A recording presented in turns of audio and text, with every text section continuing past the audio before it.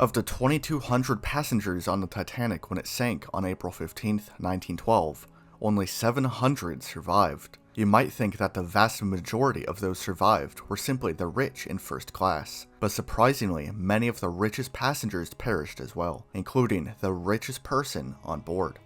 Number 7. Charles Hayes. At just 17 years old, Charles began his decade-long career in railroads, first working for the Atlantic and Pacific Railroad Company. However, he eventually became president of the Grand Trunk Pacific Railway Company, a company that was subsidized by the Canadian government to create a second transcontinental railroad in Canada. However, this project took some serious financial hits, and was about $100 million in debt. In 1912, Hayes went on a business trip to London, and while there, chairman of White Star Line, Bruce Ismay, invited Hayes to board the new RMS Titanic. So Hayes, his wife Clara, his daughter Orion, his son-in-law Thornton Davidson, his secretary Mr. Vivian Payne, and a maid, Miss Ariane, all boarded the fateful ship. Just moments before the ship hit an iceberg, Hayes reportedly made a prophetic remark. Hayes was smoking in the gentleman's lounge with Archibald Gracie and Edward Crosby when Hayes reportedly expressed concern that the trend to playing fast and loose with larger and larger ships will end in tragedy. The time will come when this trend will be checked by some appalling disaster. Unfortunately, he was correct. Just 20 minutes later, Titanic struck the iceberg, and like most of the first-class men, Hayes escorted the women in his party to the lifeboats while the men stayed to face death. Hayes, believing the ship would sink slowly, assured his wife that the ship would stay afloat for 10 more hours. However, the men in his party wouldn't see morning, as they would all perish. The 55-year-old Charles Hayes' body was surprisingly found, so he was buried at Mount Royal Cemetery in Montreal. His net worth was around $565,000, equivalent to around $15.8 million today. Number 6. George Dennick Wick. Born in 1854 to a prominent Ohio family, Wick launched various enterprises in iron and steel, serving as founding president of the Youngstown Sheet and Tube Company, one of the largest regional steel manufacturing firms. Wick was also involved in banking, railroads, and many charitable causes. However, due to poor health, he had to step down, so he decided to take his family on a European vacation. Unfortunately for them, they decided to board the RMS Titanic. His party consisted of his wife Mary, his daughter Mary, a cousin Caroline Bonnell, and Caroline's aunt Elizabeth Bonnell.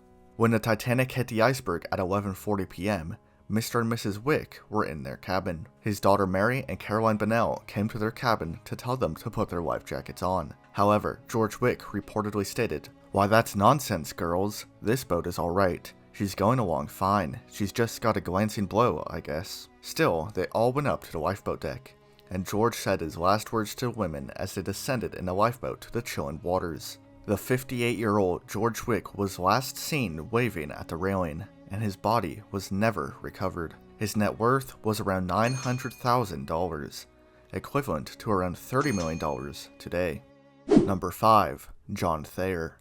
Born in Philadelphia in 1862, Thayer began working at the Pennsylvania Railroad Company at just 19 years old, and for the next 30 years, he worked his way up to an executive position at the company, until he eventually became director and second vice president. In 1912, Thayer and his family were traveling in Berlin as guests of the American Consul General. Thayer, his wife Marion, and their 17-year-old son, John Thayer III, boarded the RMS Titanic in France. However, just a few days later, the Titanic collided with an iceberg. John Thayer Sr., who was preparing for bed, immediately went to investigate, and when he returned, he escorted his wife and her maid to a lifeboat. But, like the other men, Thayer and his son did not board one. Survivor Archibald Grace reportedly saw John Thayer looking pale and determined while talking with George Widener. Just a little while after, the 49-year-old John Thayer Sr. died, and his body was never recovered. But his son miraculously survived. He was just one of the very few people to survive the freezing water. Thayer Jr. was able to cling to an overturned lifeboat through the freezing night and eventually be rescued. John Thayer's net worth was around $1 million, equivalent to around $32 million today. Number 4. George Widener. George Widener was born to the extremely wealthy Widener family. His father, Peter Widener, co-founded the Philadelphia Traction Company and established electric trolley systems in several major cities in the United States. Additionally, Peter had various enterprises in tobacco, steel, and shipping.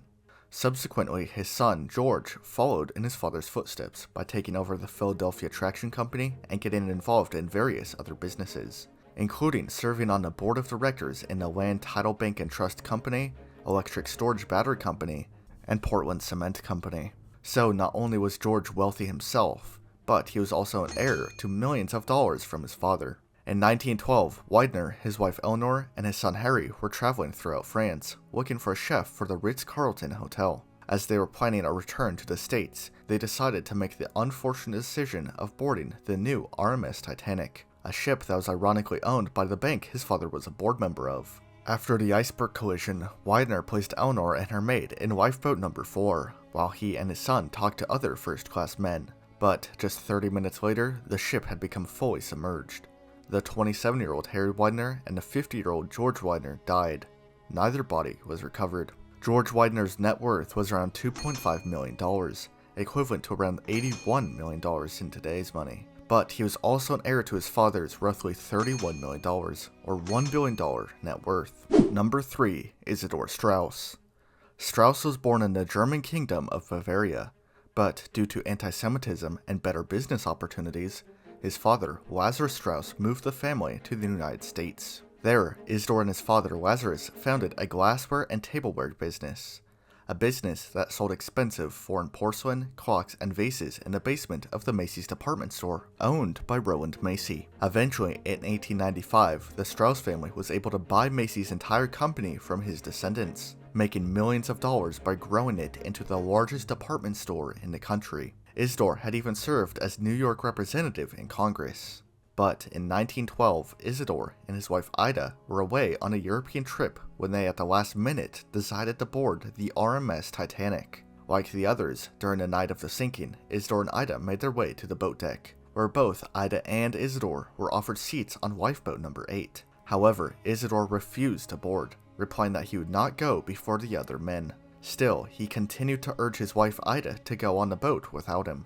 However, they had been married 41 years, so she refused to go on, stating, "I will not be separated from my husband. As we have lived, so we will die together." With their minds set, Ida gave her maid her fur coat and insisted she go into the lifeboat. The couple was last seen on the deck, arm in arm, in a scene described by eyewitnesses as a most remarkable exhibition of love and devotion. The Straus net worth was around $3.8 million, equivalent to around $110 million in today's money. Number 2. Benjamin Guggenheim. Like a lot of the richest people on board, Benjamin Guggenheim came from a wealthy family. His father, Meyer Guggenheim, was born into a poor Ashkenazi Jewish family. However, Meyer eventually struck it big in the mining and smelting industry, eventually acquiring one of the largest fortunes of the 19th century. So Benjamin, as one of his sons, led many of these mining and smelting operations, eventually earning himself a large fortune.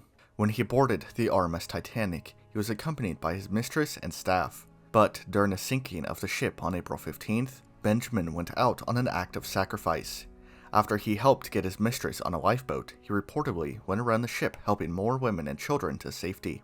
Titanic survivor Rose Ickard wrote in a letter, "The millionaire Benjamin Guggenheim, after having helped the rescue of women and children, got dressed and put a rose in his buttonhole to die." Guggenheim reportedly stated, "We've dressed up in our best and are prepared to go down like gentlemen." One Titanic steward secretary, James Etches, survived the sinking and recorded Guggenheim's message to give to his wife. "If anything should happen to me, tell my wife in New York that I've done my best in doing my duty." Another steward, John Johnson, also received instructions from Guggenheim. "Tell her, Johnson, that I played the game straight to the end and that no woman was left on board this ship because Ben Guggenheim was a coward.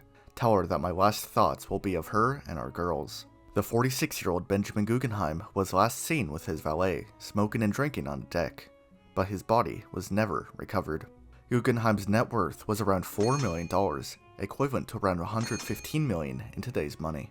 Number 1. John Jacob Astor IV. Astor came from the deeply influential and wealthy Astor family, whose fortune really began when German immigrant John Jacob Astor I went to the US. He made millions in fur, opium, and real estate. In fact, John Jacob Astor I was the first millionaire in the US, and was the richest person in the country when he died, with an estimated net worth of $20 to $30 million, or around $1.2 billion in today's money. Consequently, his wealth and business expertise were passed down to his family, to John Jacob Astor IV, who was considered one of the wealthiest people in the world in 1912, and by far the richest person on board the Titanic. After months away on holiday, Astor and his 18-year-old second wife, Madeline, boarded the Titanic in France so they could be in the US for the birth of their child. However, just a few days into their voyage, the RMS Titanic hit an iceberg. Shortly after the collision, Astor reportedly spoke to Captain Edward Smith, saying, "Captain, my wife is not in good health. She has gone to bed, and I don't want her to get up unless it is absolutely necessary. What is the situation?" Smith replied with the grave news, "Colonel Astor, you had better get your wife up at once.